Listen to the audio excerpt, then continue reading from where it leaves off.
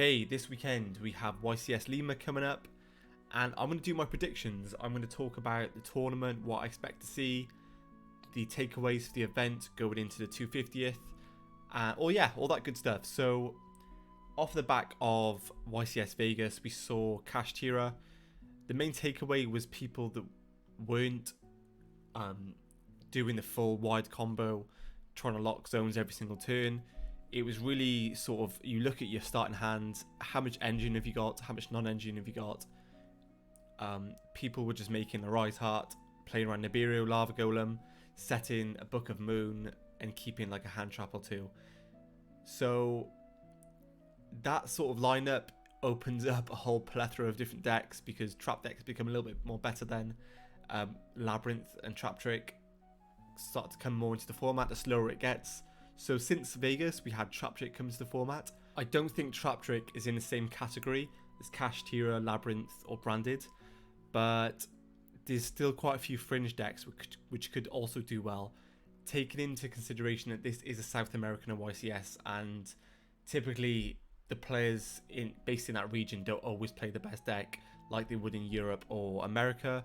So you could see decks like Sprite. I think a lot of Branded will be picking up in popularity, just because how accessible the deck is really. And if we look at sort of like YGO Scope, which I use this resource quite a lot, obviously this is based off Dueling Book resources and Dueling Book data. But if we look at sort of the top played deck, which is Cash Tira, right?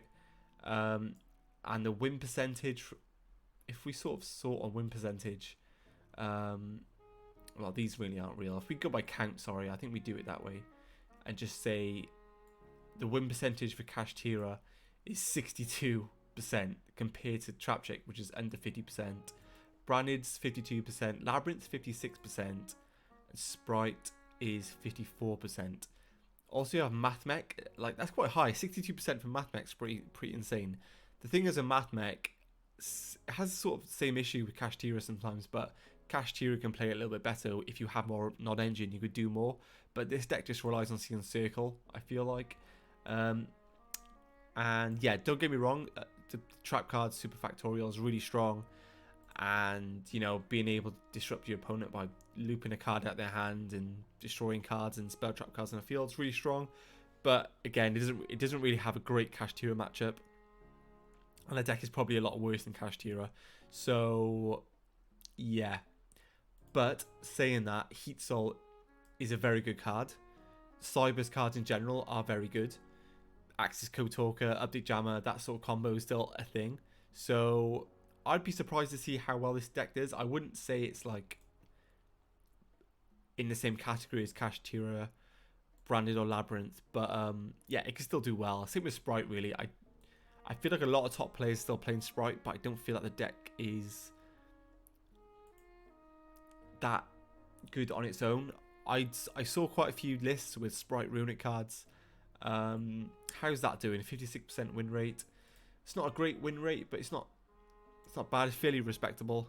And yeah, I saw a lot of people playing like Punk cards in Cash Tira as well. So I'd be interested to see that. So my sort of prediction for the whole YCS is I think Cash Tira, Branded, Labyrinth will be massively the part of the meta share, right? They'll be the most represented decks. I'd be very surprised if one of those didn't win the event, but I still feel like fringe decks like Sprite, Sword Soul, Mathmech, even like the Naturia deck with like Runic cards, is still being played. Is pretty represented. So yeah, it's a bit of a tricky one where I feel like the best players who do well at this event won't particularly want to share their deck list, or if they do, it's just for content purposes, because of the 250th is such an important event, not only because it's the 250th, right, but because it's the last, well, for us in Europe, it's the last YCS before national season and then Euros. So anyone sort of in that bracket to make top 16 of the European playoff this season, why would they share their deck list? Because this YCS could basically lock them in for top 16 of the playoff. Any European players that are going, I think there's a few from what I've seen, but I expect it to be mostly American. I believe there is a YCS in America. Oh, is it Philadelphia?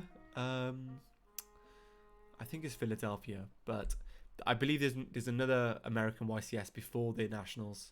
So, but again, I think 250th is probably the biggest tournament of the next couple of years, outside of like Nationals and Worlds. But you know, you win that tournament, and then all of a sudden your name's in the highlights. So you kind of want to keep your deck on the down low if you do well at this tournament, and then. Yeah, I feel like with a lack of coverage for South American events, it's really easy to keep your deck well hidden for those players that want to do that.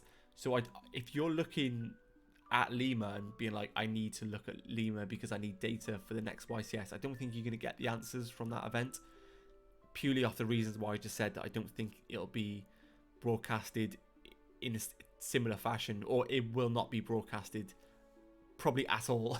We'll be lucky to get a written report or a written feature match, let alone sort of round by round data that you can get off a live stream or you can get off a blog.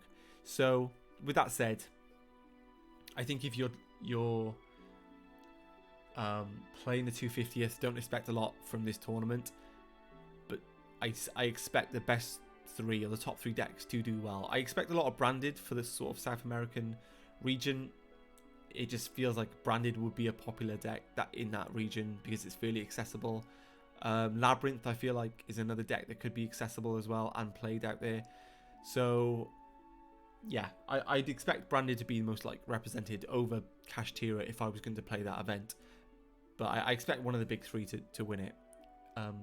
I can't really say what will win it. I think probably Kashtira probably is the favourite out of the three, or out of the decks in general, but I'd be interested to see what happens really, and I'd be surprised if anything other than the top three win it.